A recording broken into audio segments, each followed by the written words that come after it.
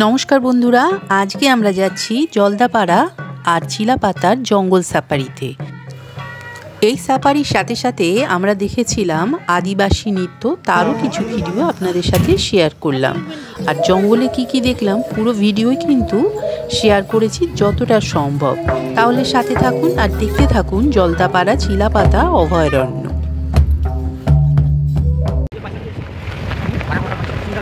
NJP থেকে ভেস্তাডোম করে আমরা নেমেছিলাম হাসিমারা রেল স্টেশনে।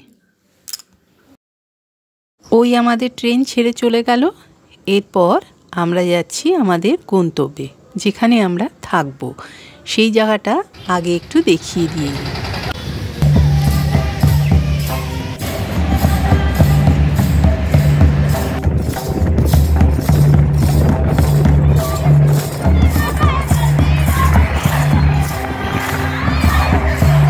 কিছুক্ষণের মধ্যেই পৌঁছে গেলাম ওয়েস্ট বেঙ্গল ফরেস্ট ডিপার্টমেন্টের বাংলো মালঙ্গি ট্যুরিস্ট লজে। তাহলে ভেতরটা গিয়ে ভালো করে দেখিয়ে নিই। পৌঁছে গেছি ট্যুরিস্ট লজে, আর এই হলো রুম।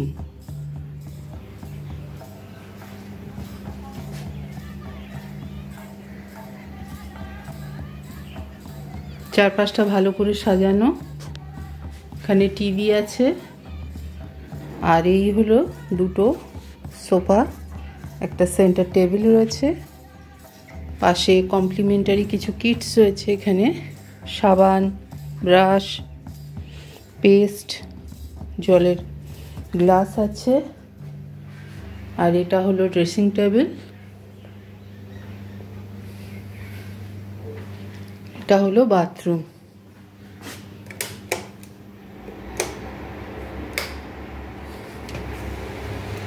এই বাথরুমটা হচ্ছে এরকম,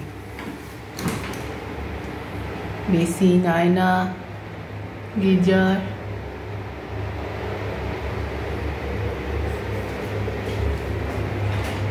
শাওয়ার আছে। এই বাথরুমটা হচ্ছে এরকম।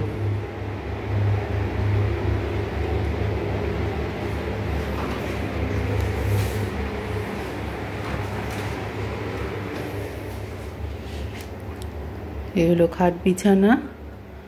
এখানে গরমের সময় এসিও লাগানো রয়েছে।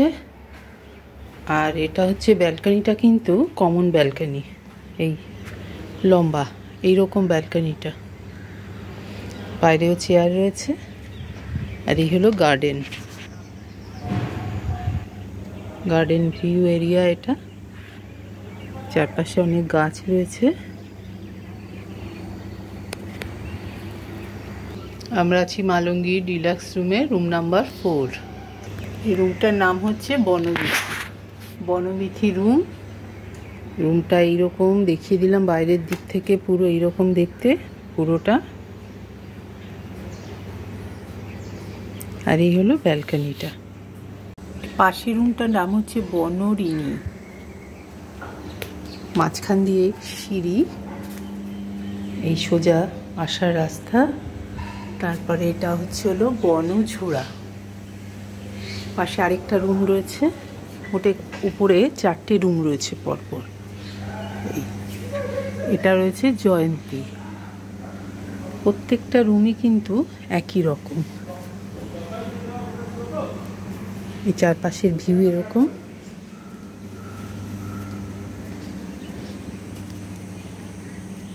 এদিকেও একটা গার্ডেনের মতন আছে, ওই দূরে দেখা যাচ্ছে।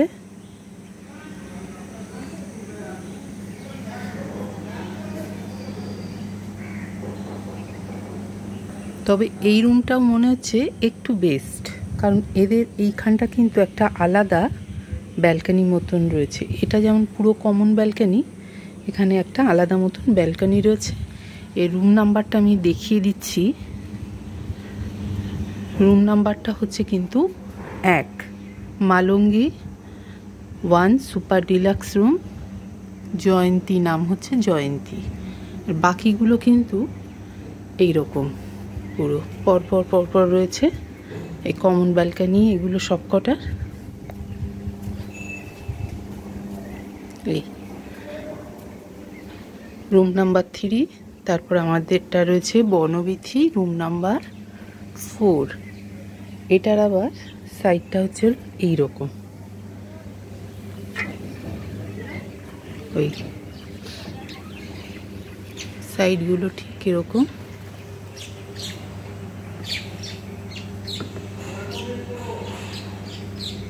দূরে দেখা যাচ্ছে এটা হচ্ছে আর্মিদের ক্যাম্প। এখানে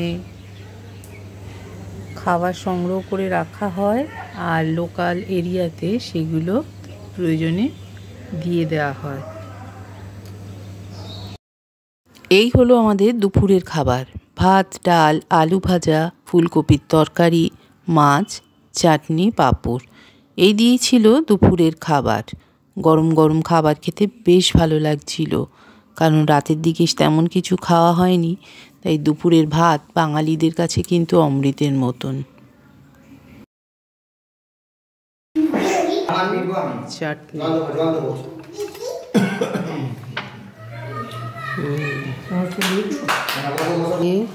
ডাল দিয়ে খেয়ে নিলাম। খুব খিদে পেয়েছে, তাড়াতাড়ি করে খেয়ে নিই, আবার আমাদের বেরোতে হবে জঙ্গল সাফারিতে। নিচেও রয়েছে রুম নাম্বার, এই হলো হলং রুমের নাম, super deluxe number 8।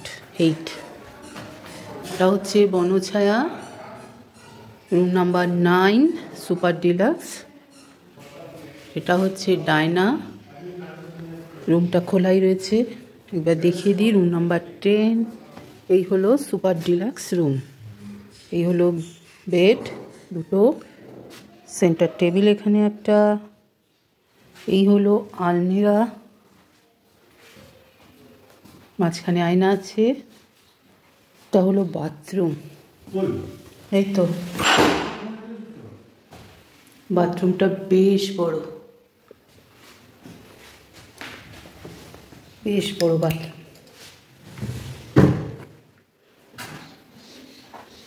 Super deluxe room, এই জন্যেই এই রুমটা খুব বড়।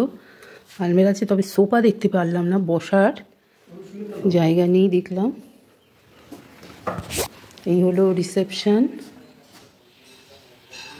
রিসেপশনে যে সোফা রয়েছে বসার। আচ্ছা, আরেকটা রুম রয়েছে নিচে, তোরসা রুম নাম্বার 7। আচ্ছা, এবার বাইরেটা চলি দেখাই। টুঙ্গি লজের নবরূপের গার্ডেন, পরে ঘুরবো গার্ডেন এরিয়াটা।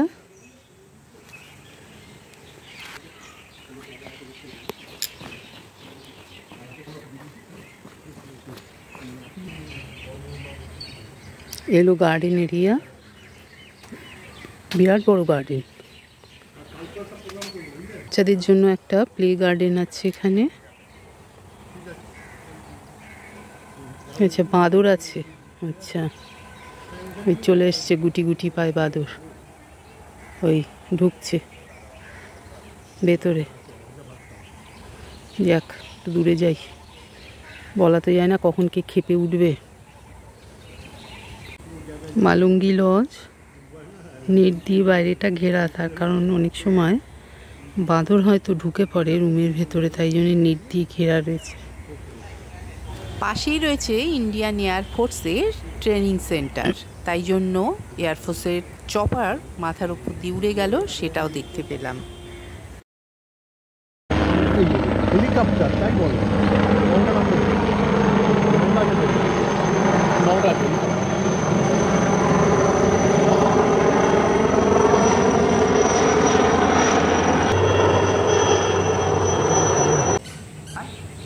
এখন আমরা যাব জলদাপাড়া চিলাপাতা জঙ্গল সাফারিতে, তাই অপেক্ষা করছি আমাদের গাড়ি কখন আসবে।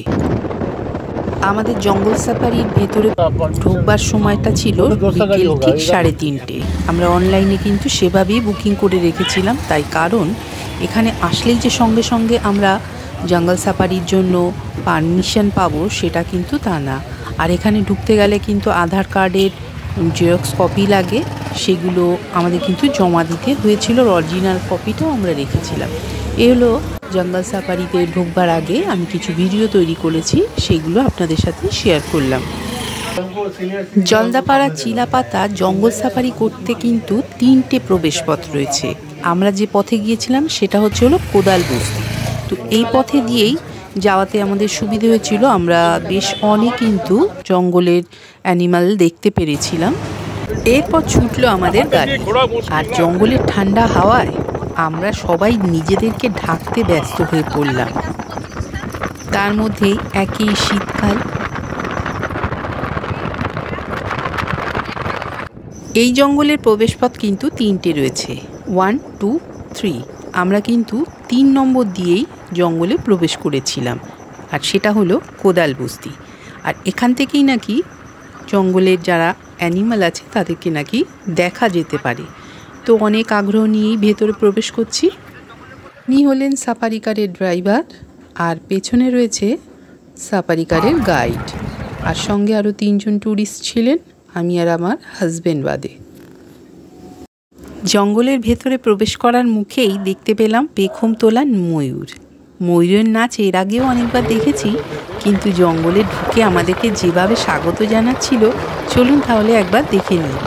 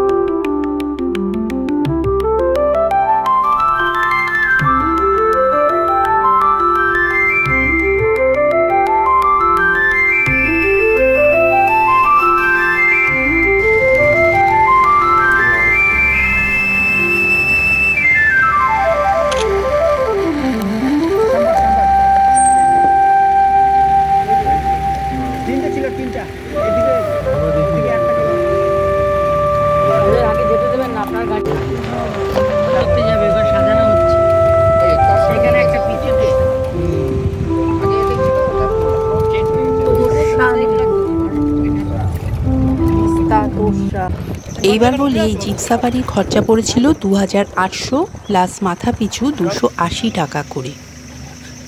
280 টাকার যে টিকিটটা সেটা কিন্তু ওখানে গিয়েই কাটতে হয়। এর মধ্যে কিন্তু সব কিছু ধরেই রাখা হয়েছে আগে থেকে।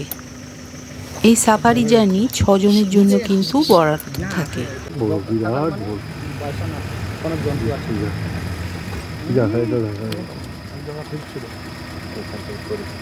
এখানে পরিষ্কার এই এতক্ষণে প্রমিনেন্ট দেখি আমিও তাই। আপনার সাথে আমার মিল আছে। হ্যাঁ, বসে আছি যে আমরা পাখি না দেখুন। হ্যাঁ, আমার দেখা হয়ে গেছে। দারুণ দেখি, একদম ক্লোজলি দেখা হয়ে গেছে। দাঁড়িয়ে দেখার ক্ষমতা নেই। দেখছি ওই স্যারেদের পার্থক্য যেতে পায়ে হচ্ছে সাদা রং আছে, ওই যে সাদা রংটা দেখা যাচ্ছে, এই হচ্ছে ডিফারেন্স। ওখানে দুটো আছে আর এইখানে একটা। এটা কি বাইসন না বাফেলো? না না, বাইসন। এদের পাগুলো জঙ্গলের ভেতর লুকিয়ে থাকা একটা বাইসনকে তো দেখতে পেয়েছিলাম আমি, কিন্তু অতটা ক্যামেরার মধ্যে আমি আনতে পারিনি।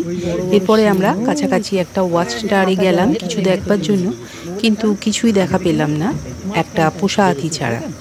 এবার চলুন শুনে নেওয়া যাক আমাদের গাইডের কাছ থেকে কিছু কথা। ওয়াচ টাওয়ারে আছি এখন, আমরা আছি সিসি লাইন ওয়াচ টাওয়ার। আচ্ছা, যেটাকে বলে সেন্ট্রাল পাওয়ার লাইন, ফুল পাম্প। আচ্ছা, এইদিকে কাশবন, এইদিকে উডল্যান্ড। উডল্যান্ড, আচ্ছা। এখানে গন্ডার থাকে, কিন্তু ফাঁকা জায়গায় না বেরোলে দেখা যায় না। আচ্ছা, গন্ডার ওই ঘাসের মধ্যে লুকিয়ে থাকে। এটা অনেক উঁচু উঁচু ঘাস আছে তো। আচ্ছা, না বেরোলে, ফাঁকা জায়গায় না বেরোলে দেখা যায় না। এমনি দূর থেকে তোরসা নদী ওই দিক দিয়ে গেছে, ওই জল দেখা যাচ্ছে। আচ্ছা, ওই হলো তোরসা নদী, ওই দূরে জল দেখা যাচ্ছে। ওপারটা হচ্ছে জলদাপাড়া 2। আচ্ছা, ওটা 3। আচ্ছা, জলদাপাড়া 2 হচ্ছে। জলদাপাড়া 1। আচ্ছা, ওদিকটা 1, ওদিকটা 2, এটা হচ্ছে 3। আচ্ছা, এই জলার মধ্যে অনেক সময় গন্ডার থাকে, তাই না? জল খাবার জন্য নেমে আসে। আচ্ছা, জল খেয়ে আবার চলে যায়, উঠে যায়। আমরা কিছুক্ষণ আগে বাইসন দেখলাম, সাম্বার ডিয়ার, সাম্বার ডিয়ার দেখলাম, আর ময়ূর দেখলাম। ময়ূর পেখমতলা, পেখমতলা ময়ূর দেখতে পেয়েছি। এখানে অনেকে আসছে এই যে ওয়াচ টাওয়ার দেখবার জন্য। ওয়াচ টাওয়ারটা সুন্দর দেখতে। এই পাশে শালবন রয়েছে, এই হলো শালবন। সিঁড়ির হাইটটা একটু উঁচু, কিন্তু উঠতে পারবে, কেউ চেষ্টা করলে উঠতে পারবে সবাই। মানুষ বলে খায়। হ্যাঁ মানুষ খায়, আমরা খাই তো এটা। হ্যাঁ খেতে কিরকম? শাক কিরকম? হ্যাঁ, ওটা পাঁচ মিশালি, টমেটো, বেগুন, আলু, বাঁধাকপি, ফুলকপি সব মিশিয়ে আর এটা দিয়ে পাঁচ মিশালি বানালে খুব টেস্টি হয়। আচ্ছা, এই শাকগুলো খাওয়াও যায়? হ্যাঁ খাওয়া যায়, কিন্তু এটা না, এটা যখন পড়ে যাবে না, নতুন কচি বেরোবে, কচি ঘাসটা যেই বেরোবে সেটা দিয়ে একটা সবজি রান্না হয়। ওপরের সবটা সব ছালটা সব ফেলে দিয়ে ভেতরে যেটা নল পাইপের মতো থাকে না, আচ্ছা আচ্ছা, ওই যে ময়ূর। ওই তো ময়ূর। দারুণ দেখলো।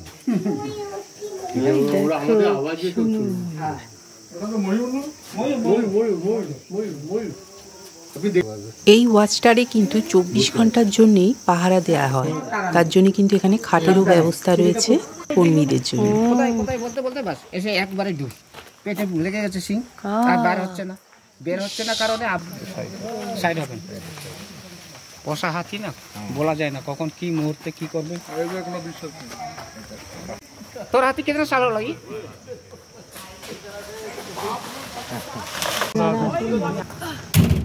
আপনি উঠবেন কি?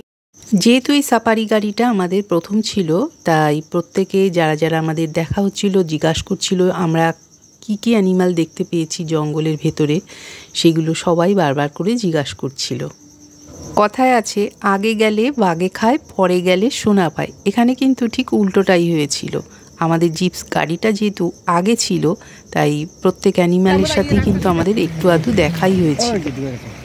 ওই দেখুন গন্ডারকে ভালো করে দেখাই চলুন।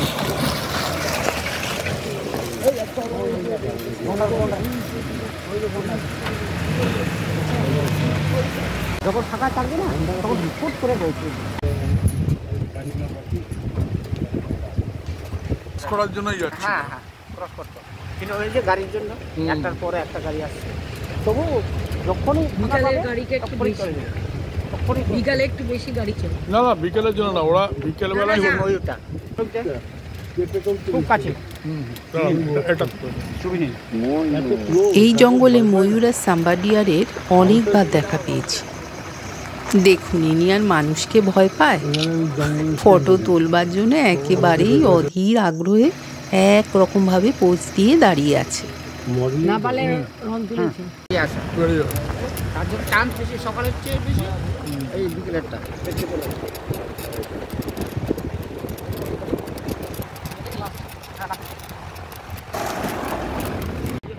এরপর জঙ্গলের মধ্যে দেখা পড়ল সুন্দর সাজানো গোছানো মেন্দাবাড়ি ডিউটি টাওয়ার। এটা ওয়াচ টাওয়ার না, এখানে সাধারণ মানুষের প্রবেশ নিষেধ।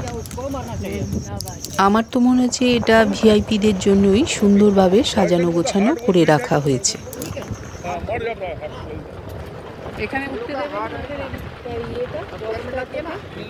এরপর দূরে দেখা পড়ল সাম্বাডিয়ারে, বিশাল আকার সাম্বাডিয়ার। দূর থেকে আমাদের ফলো করছিল, সামনে যেতেই জঙ্গলের মধ্যে লাফিয়ে চলে গেল। গার্ড করে দিন না। এই যে আসলো এখন, এই যে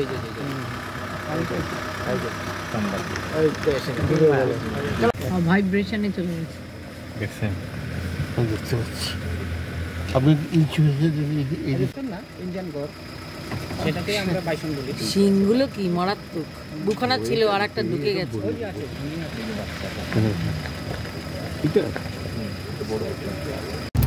একসাথেই দেখা পেলাম গন্ডার, বাইসন, সাম্বাডিয়ারে। জঙ্গলে সন্ধে নামার সাথে সাথে কান ফাটানো ঝিঝি পোকার ডাক যে কত ভয়ঙ্কর হতে পারে সেটাও শুনতে পেলাম।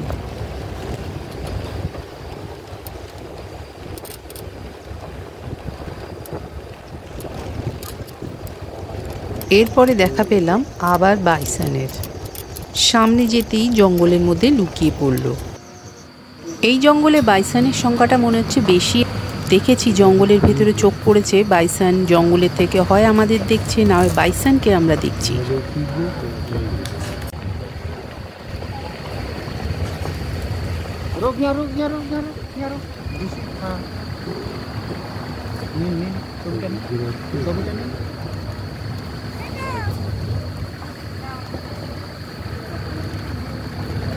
প্রত্যেকটা জিপের কিন্তু একটা দূরত্ব মেনটেন করতে হয় বন্য প্রাণী থেকে, আর প্রত্যেকটা জিপ এক একটা থেকে কিন্তু আরেকটা দূরত্ব ঠিক বজায় রাখতে হয়। সেটা কিন্তু জিপ ড্রাইভার থেকে শুরু করে গাইডরা প্রত্যেকেই কিন্তু সতর্ক থাকেন, কারণ ট্যুরিস্টদের সঠিকভাবে সঠিক লক্ষ্যে পৌঁছে নিয়ে যাওয়াটা কিন্তু তাদের একটা বড় দায়িত্ব থাকে। আমাদের জঙ্গল সাফারি এখানেই শেষ। কোদালবস্তিতে আমাদের ছোট করে চায়ের আয়োজন করা হয়েছিল। ধীরে ধীরে জঙ্গলে সন্ধে নেমে আসলো। আদিবাসী নৃত্যের তালে তালে আমরাও মেতে উঠলাম। এখানে আসার পর বুঝলাম কর্মব্যস্ত জীবনে একটা ছুটির কেন প্রয়োজন।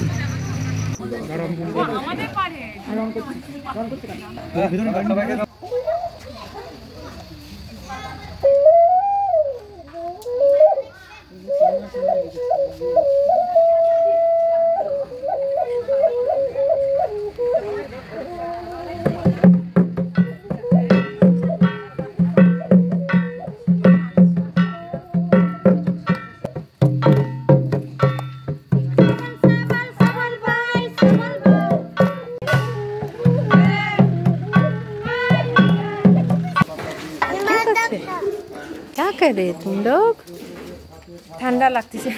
ঠান্ডার হাত থেকে বাঁচবার জন্য ছোট বাচ্চারা দেখলাম পাশেই আগুন পোয়াচ্ছে। আমিও তাদের দলে যোগ হয়ে গেলাম। পাশেই বাচ্চাদের মায়েরা নাচ করছিল। জঙ্গলে কি করে কাঠ আনতে যান, মাছ ধরতে যান, সেগুলোই নাচের তালে তালে তুলে ধরছিলেন।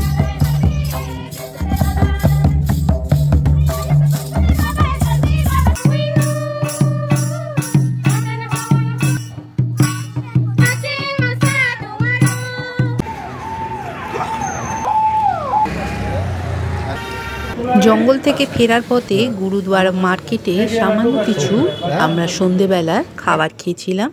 এই হলো একটা বেশ ভালোই মিষ্টির দোকান। তো এখানেই ঢুকেছিলাম, রসগোল্লা আর সিঙ্গারা দিয়ে করেছিলাম সন্ধেবেলার পেট পুজো। গুড মর্নিং সবাইকে। আজকের দিনটা নতুন করে শুরু করব। প্রথমে ভেবেছিলাম বক্সা পাহাড় দেখতে যাব, আর বক্সা ফোর্টও দেখতে যাব, তার সাথে সাথে দেখব বক্সা ফরেস্ট। কিন্তু কিছুই দেখব না, তার কারণ আমাদের সাথে যে ট্যুরিস্ট ছিলেন তিনি বললেন আপনারা সেখানে যাবেন না, কি কোনো লাভ হবে না। তার কারণ একটাই, সেই জঙ্গলে বা সেই ফরেস্টের মধ্যে কিছুই কিন্তু নেই। আর বক্সা ফোর্ট দেখতে গেলে কিন্তু অনেকটা ট্রাভেল করতে হয়। তাই আমরা সব ক্যান্সেল করে দিয়েই আজকের দিনটা নতুন করে শুরু করব। এই হলো সকালের ব্রেকফাস্ট, লুচি আলুর তরকারি, এই দিয়ে শুরু করেছি আজকের সকালের জল খাবার। তারপর দিনটা একটা ছোটোখাটো আশপাশের সাইট সিন করে নেব, একটা কালী মন্দির দেখব। চলুন তাহলে পুরো দিনটা দেখে নেওয়া যাক। সাইট সিন করবার জন্য আমরা একটা টোটো ঠিক করে রেখেছি, যেটা করে আমরা যাব তোরসা নদীতে আর দেখব কালী মন্দির। তাই অপেক্ষা করছি।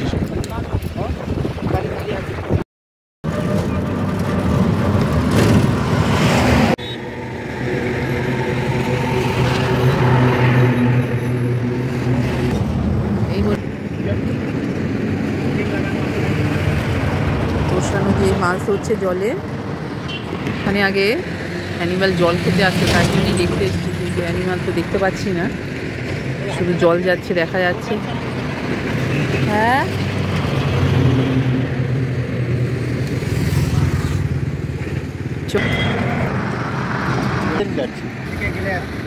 খুব সুন্দর ব্রিজটা। এই হচ্ছে হলো জয়গাঁও পাশে, এই হলো কালী মন্দির পাশে।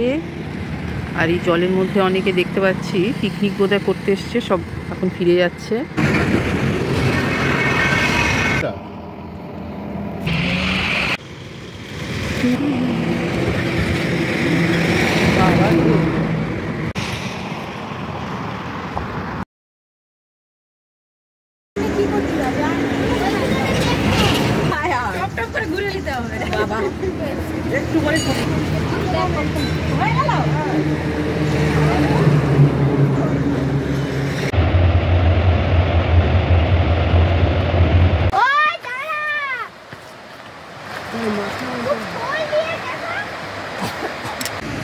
এখন চলে এসেছি তোর্ষা নদীর একেবারে সামনে।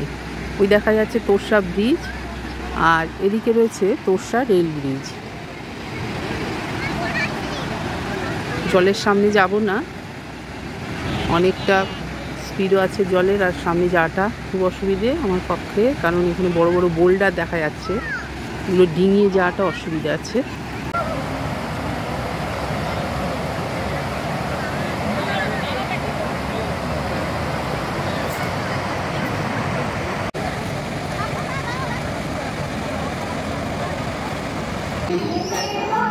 আজকে আমরা যাচ্ছি গরুবাথানে।